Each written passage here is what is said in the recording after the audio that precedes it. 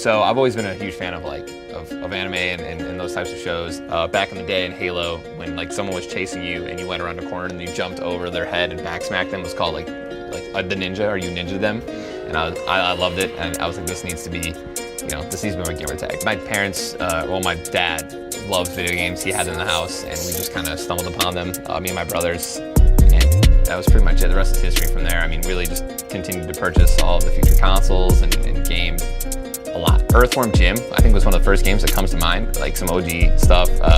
The Teenage Mutant Ninja Turtles, Power Rangers, those are like the very first games that I can remember. It all started with Halo 1. My brother got it, and I think I was like 12 or 11 when the game came out. And after that, I would started playing System Link, playing against my brothers and his friends, and then Halo 2 came out, and it just kept evolving. Once Xbox Live came out, and I started like getting up there in the ranks, and I remember specifically the time where there was this Halo 2 playlist that came out as a free-for-all playlist. I forget the exact name of it, but I eventually ranked up so high in that playlist, and a bunch of other professional Halo players at the time were also playing in it because it was for a tournament. And I was beating them in games and getting like top 3, top 4 with them in free-for-alls.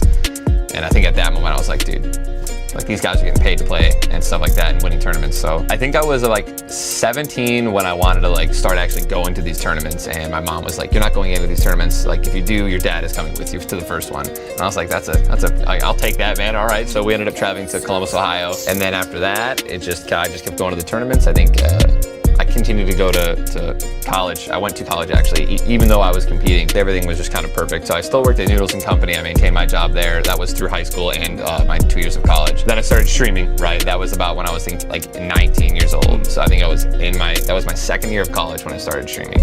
And then once I started making about like how much someone makes a yearly wage, I was like, okay, that's when I stopped working my job, and I was still going to college and focusing on that. And then when I started making more money than that, I think it was around like 50 or 60,000. I was like, okay, now this is kind of more than minimum wage job, and I definitely feel like I could continue to grow this. And that was when I stopped going to college and focused on streaming full time. The beginning of Halo Reach, a friend of mine, we were on the same team. He was like, hey, our owner is like really wants to get into the streaming thing. He actually wanted it to be on his website, which is away from Justin TV, but it wasn't up yet and it wasn't ready.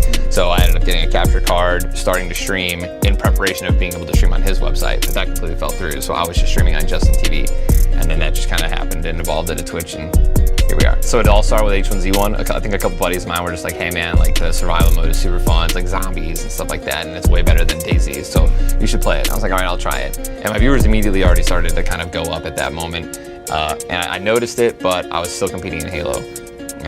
Then I started playing the Battle Royale section of H1Z1, and then that's when I started to fall in love with that style of game, the adrenaline rush at the end. Started winning those games, went to the very first tournament ever from Daybreak, won that tournament.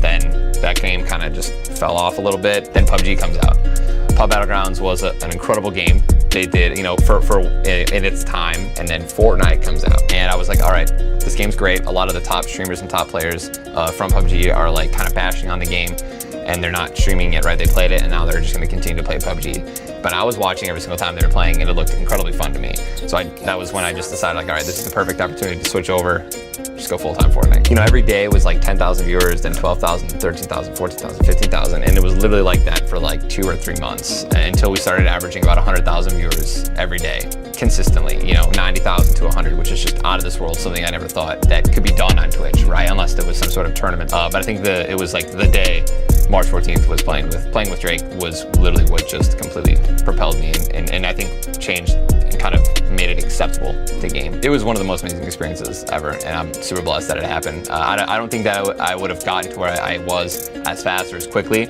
without it, no doubt. I don't think there's been a single moment where we haven't gone out in the house in the last like 3 months where we haven't been like recognized, whether it's while we're driving or whether it's while we're anywhere, sushi place, froyo place, especially movies. I honestly just want to stay level-headed and just keep getting bigger. That's it, really. Just keep up, just continue to grow and just set the bar, even higher for gaming and everyone in the scene.